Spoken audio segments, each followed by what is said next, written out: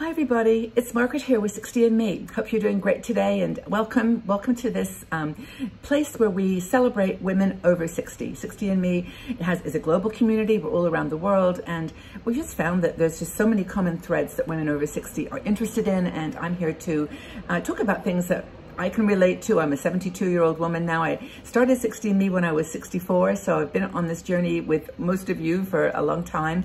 But the topic today is a word that has become a mantra over the last year for me, and maybe for perhaps for many of you too.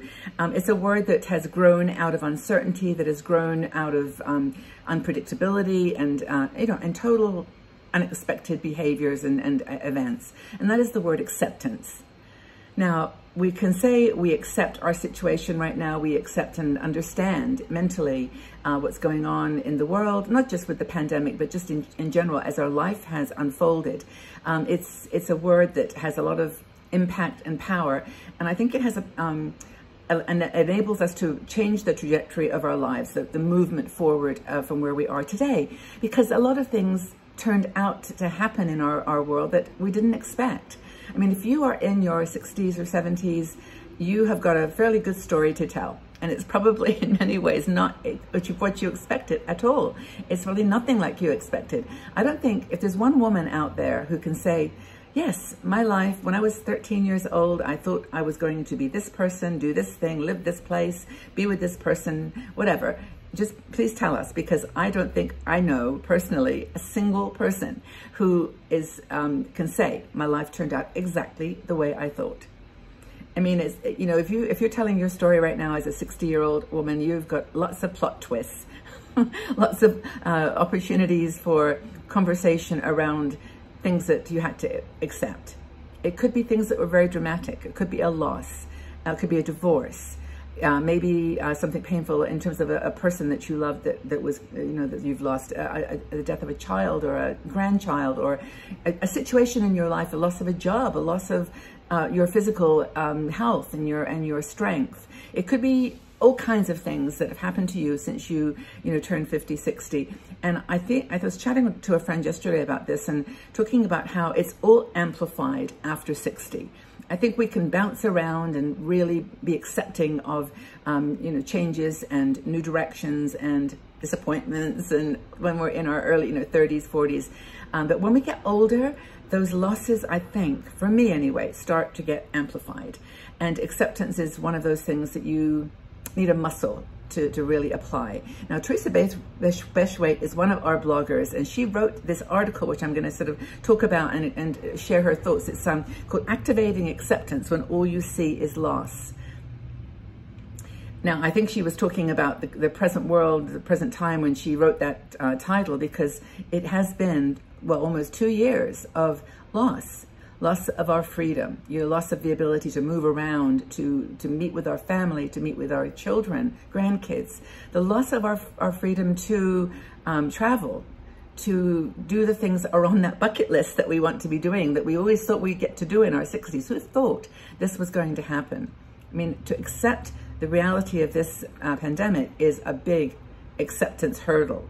And it's not even acceptance to do things, it's acceptance from. It's acceptance of things that enable us to not be free from fear of catching the virus, the fear of having things taken away from you without any ability to contribute, just having no control.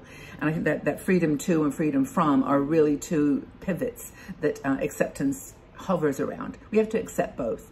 Now, the story that Teresa tells is her own personal one, but she says, her mantra is, this just isn't the life I planned. Nothing has turned out the way that I wanted it to. And the toughest times should be behind me. We always think about our 20s, 30s, 40s as the time when we're growing and we're learning and we're having to give things up and accept them, have acceptance for them. But then we thought it was going to get easier, but then suddenly it might have got harder. And there's a whole new set of things that happen to us as we get a little older, with our health, with our wrinkles. I mean, I look in the mirror sometimes and I think, do I actually, and this is going to sound weird, but do I actually recognize that person anymore? And I look at pictures of myself when I was younger, and I can see some similarities. I can see, but it's like I'm a different person in some ways physically. You know, my face has changed, the wrinkles in my eyes, the folds in my skin. I think once you turn that 65, 70, it's even more visible and it's more present in your life. And you've got to accept it. Okay, how do you do that? Now, of course, Teresa goes through in her article some ideas that you might want to consider. And I think the bottom line, though, that she raises, which I think is so, so true, is that not accepting reality is exhausting. It is just exhausting. You have to constantly be justifying and recreating and trying to change your appearance and make yourself something that you're not.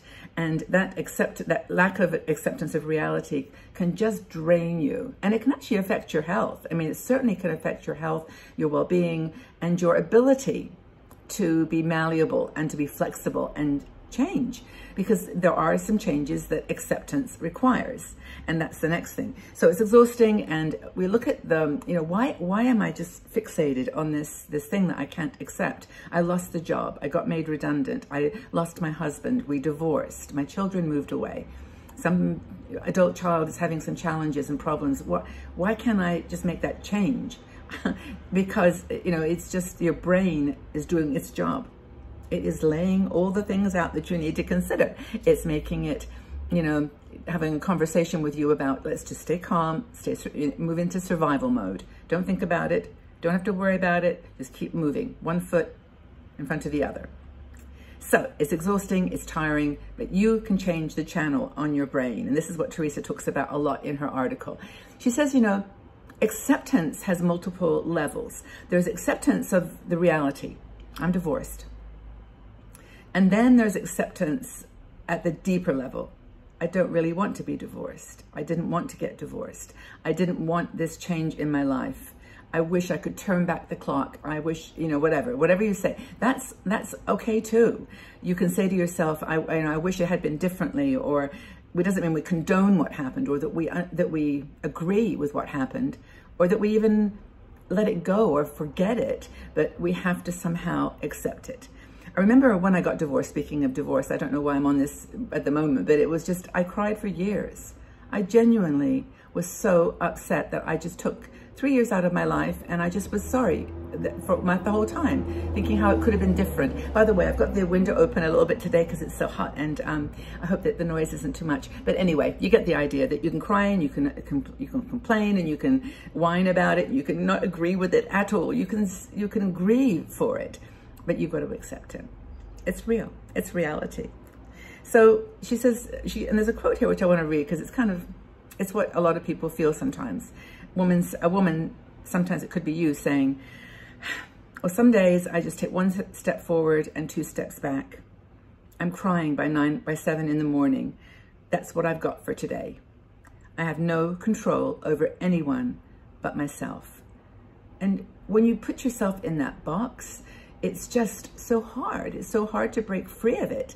And I think that's what Teresa's trying to help us here, understanding that, accepting releases that control. It releases that sense of, that you can't have you can't take another direction. You can't accept and move forward. You can't accept the circumstances, or you can't change the circumstances or the opinions or the actions of another person. You just have to let that go. You have to accept it. That's maybe an easier one to do than it is to accept your own conversations, your own shortcomings, your own dialogues. But try this mindset of acceptance. So when your brain starts to chatter about, what ifs and, don't accept that reality that's not really happening, this isn't the life you wanted, this isn't what you should be doing, let it go. And bring in a mindset of acceptance, self-love, understanding, and just be comfortable and at peace with this new world. Have you found acceptance in an unwanted situation? Tell us about it. It would be really helpful, I think, for other women to know how you found ways to deal with an unsatisfactory or an unwanted situation. What things, for example, have you found difficult to accept? This might go a little deep, so be gentle with each other, okay? I mean, if someone says something that you think she might like a hug or a like, let's just do that, because people need each other right now. There's no much point in having a conversation if you're not going to touch an emotion or show something of your compassion or your heart. So let's do that. Okay, everybody. Well, if you love this video and there's another 2,000 for you to watch, please subscribe to this channel and go ahead and press the like button if you just enjoyed this video. Also, you can press the notification bell, which will tell you when new things are being posted. And I do 4 videos every week, so you can always check for that. So again, thank you for being here. Another reminder is to join our Patreon group if you want to be part of a smaller supporters group. We are having so much fun over there. We're making lots of good friendships, and I swear when things start to calm down, we are going to get together somehow. I don't know how, but we'll do it. Anyway, it's great to have you all here with me on this journey, and take very good care of yourselves, and let's talk about acceptance. Lots and lots of love. Bye.